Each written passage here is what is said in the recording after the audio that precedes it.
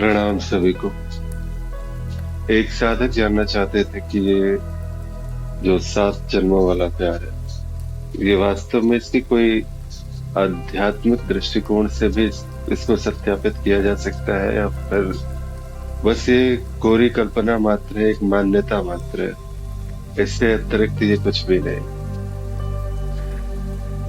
आपने भी कई बार सुना होगा, क्योंकि ये 7 जन्मों वाला प्यार ये काफी गहरी मान्यता लिए हुए है। अक्सर प्रेमी जोड़े जब प्रेम में होते हैं तो एक दूसरे को कुछ इसी प्रकार से कहते हैं। गीत भी आते हैं कि 7 जन्म में तुझे करता रहूंगा प्यार। तो बहुत सारी चीजें हैं, बहुत सारे, ऐसा लगता है कि 7 वचन है, 7 कस्में हैं, 7 फेरे होते हैं, तो 7 जन्मों की यात्रा भी है जो एक साथ दोनों को तय करनी है। अब देखिए ना, इसको आध्यात्मिक तल से अगर देखने का प्रयास करें तो वहां पर भागवत की ही कथा आती है। कभी स्त्री पुरुष जो है वो एक रूप में आते हैं, कभी दूसरे में एक दूसरा जो है स्त्री है और एक जो स्त्री थी वो पुरुष बन करके आती है। भागवत की कथाओं में है इस प्रकार से। अब यहाँ पर इस सारी की सारी अगर बातें अगर देखें, शास्त्रों से अगर बात निकाल के देखी जाए, हालांकि शास्त्रों में जो कहानियां होती हैं वो कहानियां ज्यादातर किसी न किसी मतलब संकेत की तरफ होती है। वो शब्द जो है वो बिल्कुल कहानियों में नहीं बहना होता, आपको उसका जो है मर्म समझना होता है शास्त्रों का। जब आप मर्म समझते हैं तो वास्तव में वो जो आध्यात्मिक निचोड़ है तो वो आपको प्राप्त होता है, वो आध्यात्मिक बात आपको प्राप्त होती है। तो ऐसी स्थिति में देखा जाए तो क्या है वास्तव में ये जो 7 जन्मों का प्रेम की बात। देखिए, एक चीज है कि अगर जन्म हुआ है और इस जीवन में आपके जीवन साथी के साथ में आपका लगाव बड़ा गहरा है और ये इच्छा जो है वो बड़ी तीव्र है और दोनों के हृदय में ये इच्छा कि नहीं, बहुत सारी चीजें अधूरी रह गई है, उसे पूरा तो करना ही है और एक दूसरे के साथ में अगले जन्म की एक यात्रा जो है मुझे करनी है, तो अवश्य जो है ये आना होगा। अगला जन्म जब होगा तो एक साथ ही होगा, लेकिन ये सर्टेन नहीं है कि वहां पर उस जीवन में आप पुनः पति पत्नी के रूप में ही आएंगे। माया बड़े विचित्र तरीके से कार्य करती है। माया कुछ भी सर्टेन नहीं है यहाँ पे कि, और कोई भी ऐसा नहीं कह सकता है कितना भी बड़े से बड़ा गुरु हो जाए, वो ये कह ही नहीं सकता कि बिल्कुल ऐसा ही होगा। इसके अतिरिक्त तो कुछ होने वाला नहीं है। तो ये चीज बड़ी जो है ना वो लगता है, ऐसा नहीं, मान्यताएं हैं, मान्यताएं तो ठीक है, लेकिन सारी मान्यताएं सही कहाँ है। आध्यात्मिक तल पर जब आप चलते हैं तो आप सारी की सारी मान्यताओं का ही तो त्याग करते हैं। सारे के सारे जो धारणाएं थी आपके अंदर में, उसी का तो आप विसर्जन करते हैं और उसके बाद फिर मार्ग में आगे बढ़ते हैं। उसी प्रकार से अनंत मान्यताओं में एक मान्यता ये भी है कि 7 जन्मों तक जो है एक प्रेमी जोड़े साथ निभाते हैं, एक दूसरे के साथ आगे चलते हैं और फिर एक निश्चित जो है वो गति को प्राप्त करते हैं। यहाँ पर ऐसी कोई बात नहीं है।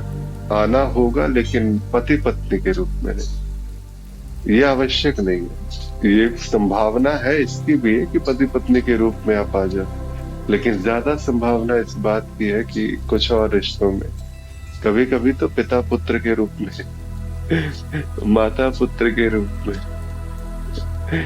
या किसी अन्य जो है मित्र के रूप में, कुछ भी हो सकता है। संबंधों जो है ना वो, क्योंकि क्या है ना, एक ट्रांजैक्शन आपने बकाया रखा, और जब जब हम ट्रांजैक्शंस बकाया रखते हैं इस माया में, तो इस ट्रांजैक्शन को फुलफिल करने के लिए हमें आना होता है।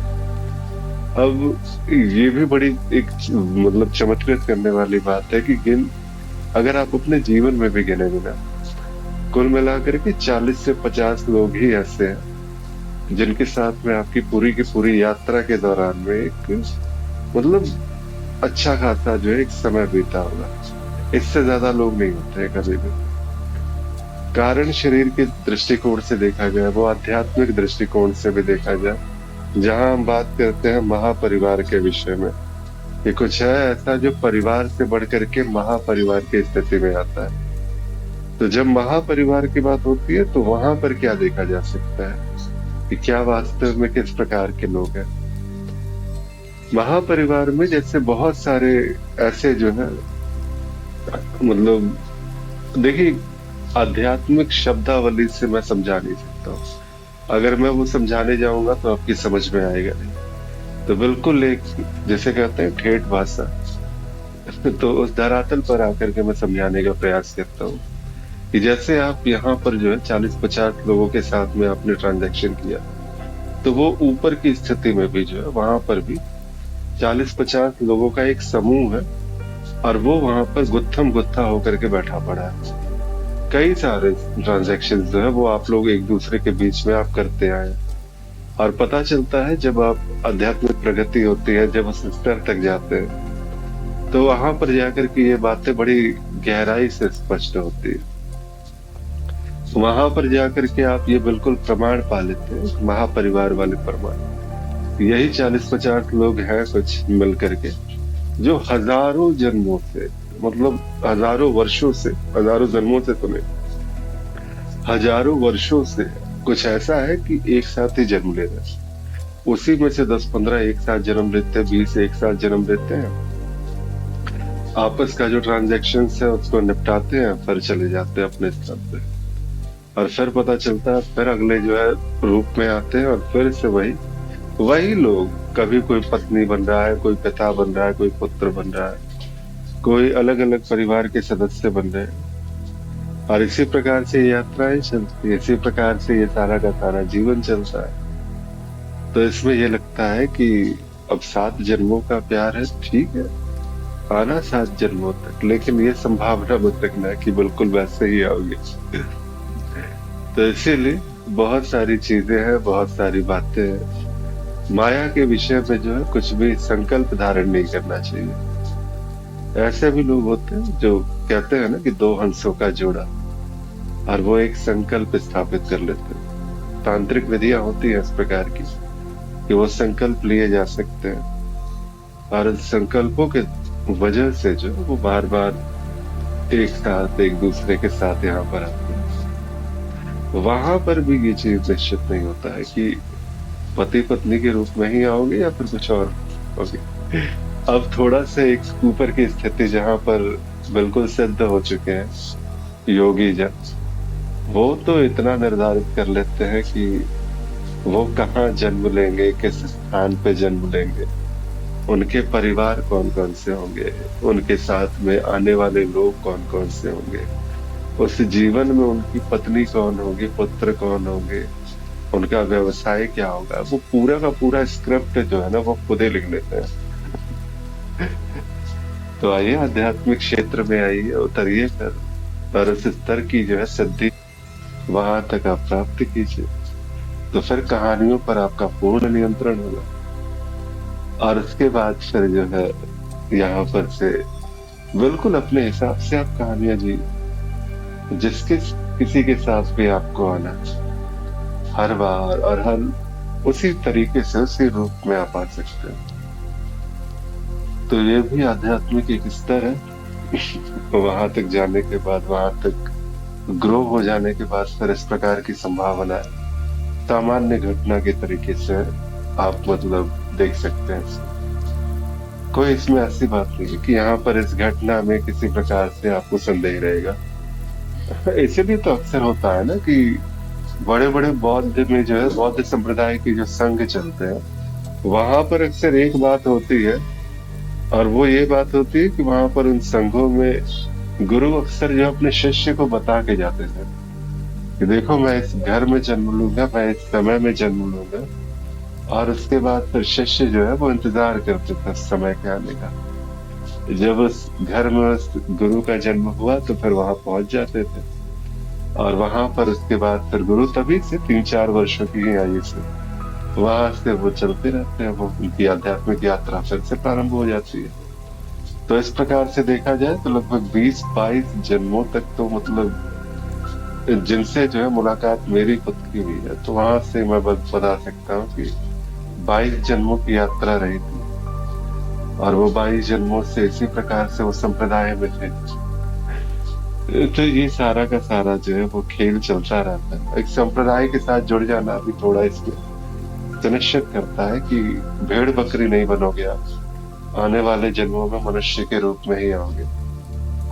तो इसीलिए सबसे बढ़िया जो उपाय रहता है एक सामान्य सांसारिक व्यक्ति के लिए, कि आप किसी गुरु का सानिध्य पाले, एक संप्रदाय के साथ दीक्षित हो जाए, और उस दीक्षा के बाद उस संप्रदाय के जो नियम है उसका पालन करते हुए अपना जीवन यापन करें। जब इस प्रकार से देखा जाएगा ना, तो आपको फिर इतना तो तय होगा कि कुछ आध्यात्मिक आपके लिए अगर बाकी है, और आध्यात्मिक यात्रा की पूर्णता मनुष्य देह में ही हो सकती है। तो इसीलिए ये जो इच्छा है आपकी आध्यात्मिक यात्रा को पूर्ण करने की, ये मनुष्य का शरीर दिलाएगी। भेड़ बकरी आप नहीं बनोगे, इतना कम से कम तय है। बाकी बस जो अपने हाथ में हम यही कर सकते हैं। और फिर एक आध्यात्मिक मार्ग पे जब आते हैं, जैसे भक्ति मार्ग पे ही जब आप भगवान को समर्पित हो गए, तो फिर आपके कर्म रहेगा। वो तो ईश्वर आपके रूप में सारे के सारे कर्म संपादित कर रहे हैं। तो कर्मों का चक्र जो है वो वहां पे फिर आपको बांधता नहीं। वहां से आप इस जंजाल से मुक्त होते हैं। आप अपने ज्ञान में स्थित हैं, तो फिर बिल्कुल मैं तो कोई व्यक्ति नहीं, मैं जीव नहीं, मैं दृष्टा हूँ। और जब इस भाव से, दृष्टा और साक्षी के भाव से जब चला जाता है, तो फिर अंततो गत्वा वहां पर जो स्थिति आती है वो बस इतनी सी है कि आप जीवन मुक्त जो है वो जीते जी हो जाते हैं। फिर से आपको इस जन्म मरण के चक्र में नहीं आना होता। और ये सारा जो है सातों जन्म वाली बात वो पूरी मिथ्या साबित होती है। तो इसीलिए प्रयास कीजिए जो आपको उचित लगता है। सारे ऑप्शंस आपके सामने हैं। जिस प्रकार से चलना है उस प्रकार से चलिए, और जिस प्रकार से उस लक्ष्य को पाना है उस प्रकार से उस लक्ष्य को पाइए। मेरी शुभकामनाएं आप सभी के साथ हैं। प्रणाम सभी को, नमस्कार सभी को।